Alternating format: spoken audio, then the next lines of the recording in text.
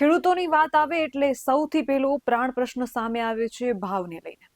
ખેડૂતોને પૂરતા ભાવ મળતા નથી ને બીજો પ્રશ્ન છે દેવું માફ કરવાને લઈને.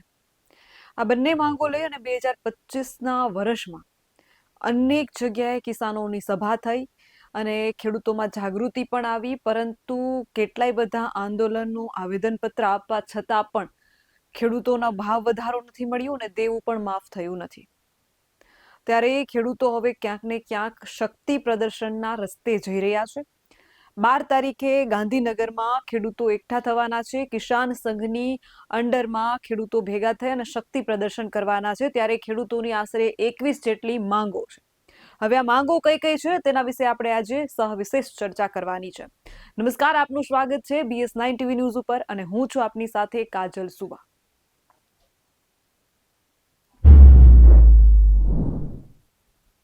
જગતના તાત ખેડૂતની વાત આવે એટલે એક સમસ્યા નહીં અનેક સમસ્યાઓ છે, કારણ કે જે પ્રમાણે મોંઘવારી ચાલી રહી છે એ પ્રમાણે ખેડૂતને પૂરતા ભાવ નથી મળતા. ખાતરનો ભાવ, બિયારણનો ભાવ, દવાનો ભાવ, આ બધા જ ભાવોનો તમે હિસાબ કરો અને પછી ખેડૂતના આવકનો હિસાબ કરો તો તમને ખબર પડશે કે ખેડૂતના ખીચામાં એ રૂપિયા બચતા જ નથી જેટલા એમને મળવા જોઈએ. એક નાનકડી પાણીની બોટલની કિંમત પણ 10 રૂપિયા છે, ત્યારે ખેડૂતની મહામૂલી ડુંગળી એ 5 રૂપિયા કિલો, 3 રૂપિયા કિલો વેચાતી હોય ત્યારે શું કપરી પરિસ્થિતિનો ખેડૂતો સામનો કરી રહ્યા છે એનો તમે અને હું બેસીને હિસાબ ન કરી શકીએ. 12 તારીખે ગાંધીનગરમાં જે ખેડૂતો શક્તિ પ્રદર્શન કરવાના છે, કિસાન સંઘની અંડરમાં આ શક્તિ પ્રદર્શન થવાનું છે, ત્યારે 21 જેટલી ખેડૂતોની માંગ છે અને આ 21 જેટલી માંગો શું છે તેના વિશે ખાસ ચર્ચા કરવાની છે. સર્વપ્રથમ તો વાત કરીએ ભારતીય કિસાન સંઘ દ્વારા જે ખેડૂતોને એકત્રિત કરવામાં આવી રહ્યા છે. ભારતીય કિસાન સંઘ સાબરકાંઠા જિલ્લો, ચાલો ગાંધીનગર, ચાલો ગાંધીનગર. ભારતીય કિસાન સંઘનું કિસાનોની સમસ્યાઓને લઈને શક્તિ પ્રદર્શન 12 તારીખે જે છે કિસાનોને લઈને ગાંધીનગર ખાતે શક્તિ પ્રદર્શન કરવામાં આવી રહ્યું છે, જ્યાં તેમની 21 જેટલી માંગો છે. આ માંગોની જો વાત કરવામાં આવે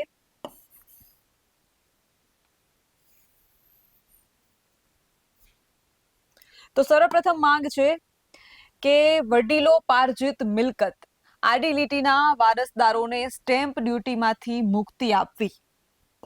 વડીલો પાર્જિત મિલકતમાં આડી લીટીના વારસદારોને સ્ટેમ્પ ડ્યુટીમાંથી મુક્તિ આપવી, તેમજ ગૌચરની જમીન માપણી કરી ગૌચર પરના દબાણો દૂર કરવા, તેમજ સરકારી માલિકી ગૌચર તેમજ નાળિયા તેમજ જાહેર રસ્તાની આજુબાજુ તાર ફેન્સિંગ કરવી. ત્યારે ત્રીજી જે છે એ છે સૌની યોજના, સુજલામ સુફલામ યોજના તેમજ અન્ય પાઇપલાઇનો દ્વારા જિલ્લાઓમાં વધુમાં વધુ તળાવો ભરાય તેવી યોજના બનાવી હાઈ કંટ્રોલ કેનાલને પણ આગળ વધારવી.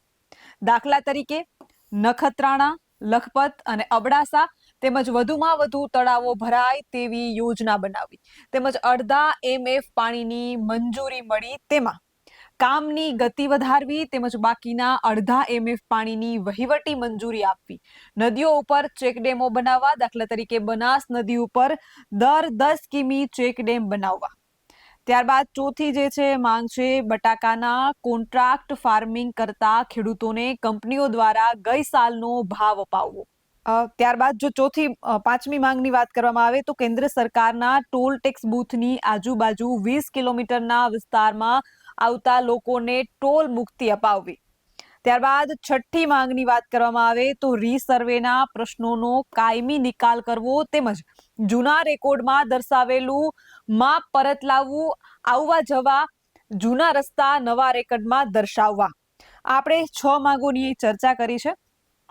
ખાસ કરીને ખેડૂતોમાં જે રોષ જોવા મળી રહ્યો છે, અતિ રોષ તો એ વાતનો છે ભાવને લઈને. આપણે સૌ કોઈ જાણીએ છીએ કે જે રીતે મોંઘવારી ચાલી રહી છે એ પ્રમાણે ખાતર, બિયારણ અને દવાના ભાવ આસમાને પહોંચ્યા છે, પરંતુ ખેડૂતોની મહામૂલી જે જણસી છે એમના ભાવ ક્યાંક ને ક્યાંક હજી જે આજથી પહેલાના સમયમાં હતા એ જ ભાવ હજી મળી રહ્યા છે. થોડા સમય પહેલા જ્યારે હું ખેડૂતોને મળી હતી ત્યારે મેં ખેડૂતોને પૂછ્યું હતું કે પહેલાના સમયમાં આશરે 2023ના સમયમાં જે છે ખેડૂતોને મગફળીના સૌથી વધારે ભાવ મળ્યા હતા. 2023માં રેકર્ડ બ્રેક 1500 આસપાસ મગફળીના ભાવ ખેડૂતોને મળ્યા હતા. ત્યાર પછી મેં ખેડૂતોને સવાલ કર્યો હતો કે ત્યાર પછી ખેડૂતોને સૌથી વધારે ભાવ કયા વર્ષમાં મળ્યા હતા? તો ખેડૂતોનો એવો જવાબ હતો કે બેન 2023 જ એક એવું વર્ષ હતું કે જ્યાં 1500 સુધી મગફળીના આજ દિવસ સુધીના સૌથી વધારે ભાવ પહોંચ્યા હતા. ત્યાર પછી ભાવ જે છે તે નીચે ગયા છે. વાસ્તવમાં તો એવું થવું જોઈએ ને કે ભાવ ઊંચા જવા જોઈએ, પરંતુ 2023માં 1500 રૂપિયા માર્કેટ યાર્ડમાં ભાવ બોલાયા અને અત્યારે તમે આપ સૌ કોઈ જાણો છો કે મગફળીના ભાવ માર્કેટ યાર્ડમાં 1100, 1150 થી 1200ની આસપાસ મળી રહ્યા છે. ત્યારે ખેડૂતોના અનેક પ્રશ્નો છે, પરંતુ પ્રાણ પ્રશ્નો ભાવને લઈને તો છે, પરંતુ બીજી અનેક સમસ્યાઓ છે. ત્યારે રિસર્વેની જે વાત કરવામાં આવે તો રિસર્વેના પ્રશ્નોના કાયમી નિકાલ કરવો, તેમજ જૂના રેકોર્ડમાં દર્શાવેલું માપ પરત લાવવું, આવવા જવાના જૂના રસ્તા નવા રેકોર્ડમાં દર્શાવવા અને ત્યારબાદ ખેડૂતોની જે 7મી માંગ છે, ફુવારાને ડ્રીપ ઇરિગેશનના 90% સબસિડી.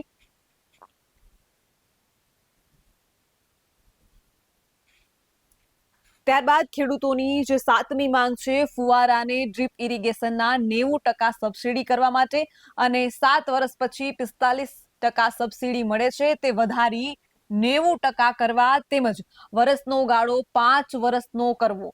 ત્યારબાદ 8મી માંગ જે છે તે છે ટ્રેક્ટરની ટ્રોલીને ટેક્સ ફી તથા પાર્સિંગમાંથી મુક્તિ કરાવવા માટે, તેમજ વાહનોની સ્ક્રેપ પોલિસીમાંથી ટ્રેક્ટરને મુક્તિ આપવા બાબત. ત્યારબાદ 9મી માંગ છે ટાવર વીજલાઇનના પ્રશ્નોના કાયમી નિરાકરણ અને જમીનને યોગ્ય વળતર ચૂકવવા માટે કોમર્શિયલ જંત્રી ગણવી અને વીજ લાઈનો નાખવા માટે રણ પ્રદેશનો ઉપયોગ કરવો. ઉપજાઉ જમીનને બાકાત રાખવી, ભારતમાલા પ્રોજેક્ટના ખેડૂતોને પણ યોગ્ય મળતર આપવું અને ક્યાંક રેખાંશમાં ગડબડ થયેલા કિસ્સા છે તેને દુરસ્તી કરવી અને નર્મદા જિલ્લાના 5 ગામો જીતનગર, જુનારાજ, જીતગઢ, વાવડી, મોટા રાયપુરામાં ગુજરાત સ્ટેટ ઇલેક્ટ્રિક બોર્ડ દ્વારા નવો હાઇડ્રો પાવર માટે જમીન સંપાદનનું સર્વે ચાલુ કરેલ છે, જેનાથી અસંખ્ય ખેડૂતોને જમીન વિહોણા થઈ જાય તેમ છે, જે માટે ખેડૂતો સાથે પરામર્શ કરીને નિર્ણય કરવો. ત્યારબાદ 10મી માંગ છે સરકારે કરેલી જાહેરાત મુજબ પાક ધિરાણની મર્યાદા 3 લાખથી વધારીને 5 લાખ કરવી. 3 લાખથી વધારી અને 5 લાખ પાક ધિરાણની મર્યાદા કરવી. તેમજ 11મી માંગ છે રાસાયણિક ખાતરના વિતરણ વ્યવસ્થામાં સુધાર કરવો, તેમજ દરેક એગ્રો પાસે કેટલું ખાતર ઉપલબ્ધ છે તે ઓનલાઈન ખેડૂત જોઈ શકે તેવી વ્યવસ્થા કરવી અને કોને કેટલું ખાતર લીધું તેનું પણ ઓનલાઈન બિલિંગ દેખાય તેવી વ્યવસ્થા કરવી. આ ખેડૂતોની 11મી માંગ છે. ત્યારબાદ 12મી માંગની જો વાત કરવામાં આવે તો તાર ફેન્સિંગની સબસિડીમાં વધારો કરવો તથા સિમેન્ટની ફેન્સિંગ કરવાની છૂટ આપવી. 13મી માંગ છે દેશી કપાસના વાવેતરને વધુ વેગ મળે તે માટે પ્રોત્સાહિત યોજનાઓ જાહેર કરવી. ત્યારબાદ 14મી માંગ છે સ્કાય યોજના ફરીથી ચાલુ કરવી અને ખેડૂતને ઉર્જાદાતા બનાવવા માટે પશુપાલકો. 15મી માંગ છે પશુપાલકોને દૂધમાં પ્રતિ લીટરે 5 રૂપિયા સબસિડી આપવી, જેથી પશુપાલકોને વેગ મળે, આમ જનતાને ચોખ્ખું દૂધ મળે, તેમજ રાસાયણિક ખાતરનો વપરાશ પણ ઘટે. ત્યારબાદ 16મી માંગ છે સહકારી ક્ષેત્રમાં ગ્રામ્ય કક્ષાની જે છે મંડળીને મતદાનના બદલે મંડળીના સભાસદોને મતદાનની માન્યતા આપવી. ત્યારબાદ 17મી માંગ છે વન વિભાગ દ્વારા સરકારી રેવન્યુ સર્વે નંબરને વન વિભાગમાં સમાવેશ કરવાની માંગણી છે તેને અટકાવવી. ત્યારબાદ 18મી માંગ છે જુનાગઢ, અમરેલી, ગીર સોમનાથના 14 સેટલમેન્ટના ગામોને રેવન્યુમાં સમાવેશ કરવો તેમજ ઇકો ઝોન નાબૂદ કરવો. ત્યારબાદ 19મી માંગ છે ખેડૂતો માટે ફસલ વીમા યોજના બનાવવી, જેમાં ખેડૂતોનું હિત હોય, સરકાર પોતાની કંપની બનાવે, તેમાં વન્ય પ્રાણીઓ દ્વારા થતા નુકસાનનો પણ સામનો થાય અને તેમાં બાગાયત પાકનો પણ સમાવેશ કરવો. 2017 થી 2019-20નો બાકી રહેલો પાક વીમો ચૂકવવો. ત્યારબાદ 20મી માંગ છે પેટ્રોલિયમ કંપનીમાં 35 વર્ષ પહેલા લાઈનો નાખેલ હતી, તેમાં માત્ર પાક નુકસાનીનું જ વળતર આપેલું હતું, પરંતુ છેલ્લા 2 વર્ષથી જમીનો ઉપર વપરાશી હક દાખલ કરેલ છે, તો વર્તમાનમાં જંત્રીના કોમર્શિયલ ભાવ ગણી અને વળતર ચૂકવવું, દાખલા તરીકે ONGC વગેરે. ત્યારબાદ 21મી માંગ છે મોટા ભાગના જણસો MSP થી ખરીદાય તેવી વ્યવસ્થા કરવી, તેમજ એરંડા પાકની પણ MSP નક્કી થાય અને ડાંગરના પાકની ખરીદી વીઘા દીઠ 40 મણ કરવી અને કપાસની ખરીદીમાં પણ વીઘા દીઠ 25 મણ કરવી. કેટલાક પાકો ઉપર પ્રોત્સાહિત બોનસ જાહેર કરવું, દાખલા તરીકે ડાંગર, ઘઉં વગેરે. આપણે જોયું ખેડૂતોનો જે પ્રાણ પ્રશ્ન છે ભાવને લઈને, અને ત્યારબાદ ક્યાંક ને ક્યાંક ખેડૂતોમાં રોષ એટલા માટે છે, ભાવ તો છે જ, પરંતુ અગત્યની વાત એ છે ખાસ કરીને કે ખેડૂતોમાં રોષ ભાવને લઈને છે, પરંતુ દેવાને લઈને પણ આટલો જ રોષ છે. દેવાને લઈને રોષની વાત કરવામાં આવે તો જે પાક વીમા જે ખેડૂતોને મળીએ છીએ, ખેડૂતો સાથે ચર્ચા કરું છું, એ ખેડૂતોનું સાફ કહેવું છે કે બેન, અમારે MSP થી ટેકાના ભાવે મગફળી કે કોઈ પણ પાક આપવાની જરૂર નથી, જો અમને પૂરતો ભાવ મળી રહે. બીજા નંબરની વસ્તુ એ છે કે દેવું માફ કરવાની જરૂર ત્યારે પડે છે કે જાણે ખેડૂતોને પૂરતો ભાવ નથી મળતો, જેના લીધે દેવું માફ કરવાની માંગ ખેડૂતો કરી રહ્યા છે. જો પૂરતો ભાવ જ મળતો હોય માર્કેટ યાર્ડમાં તો એમને ટેકાના ભાવની પર જરૂર નથી અને સહાયની પણ જરૂર નથી.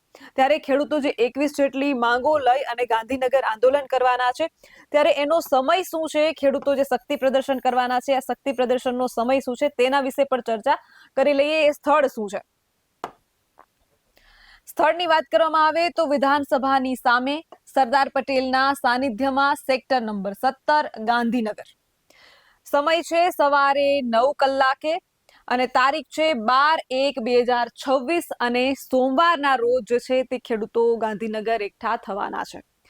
આવા જ વધુ અહેવાલ સાથે મળતા રહીશું. તમે અમારી YouTube ચેનલને સબસ્ક્રાઇબ કરવાનું અને અમને Facebook અને Instagram પર ફોલો કરવાનું ચૂકશો નહીં. બાકી અવનવી અપડેટ મેળવવા માટે આપ જોતા રહો BS9 TV ન્યૂઝ. જય જવાન, જય કિસાન.